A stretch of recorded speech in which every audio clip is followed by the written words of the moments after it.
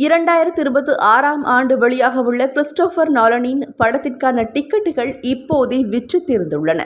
அமெரிக்காவின் முதல் அணு ஆயுதத்தை உருவாக்கிய அமெரிக்க அணுசக்தி விஞ்ஞானி ராபர்ட் ஓப்பன்ஹெய்மர் வாழ்க்கை சம்பவங்களை மையமாக வைத்து ஓப்பன்ஹெய்மர் என்ற படத்தை இயக்கியவர் கிறிஸ்டோபர் நாலன். அவரது இன்டர்ஸ்டெல்லர், இன்செப்ஷன், டெனட் ஆகிய படங்களுக்கு உலகம் முழுவதும் ரசிகர்கள் இருக்கின்றார்கள். தி டார்க் நைட், தி பிரெஸ்டீஜ் ஆகிய படங்களையும் இயக்கி ரசிகர்களின் கவனத்தை ஈர்த்தார். டிஜிட்டல் 3D கிராபிக்ஸ் போன்ற அதீத தொழில்நுட்பங்களை விரும்பாத அவர், இன்செப்ஷன் படத்தின் தயாரிப்பாளர்கள் படத்தை மீண்டும் 3Dயில் வெளியிட கேட்டபோது மறுத்துவிட்டார். இந்நிலையில் கிறிஸ்டோபர் நாலன் இயக்கத்தில் அடுத்த வருடம் ஜூலை 17ஆம் தேதி திரைக்கு வரும் படம் தி ஒடிசி.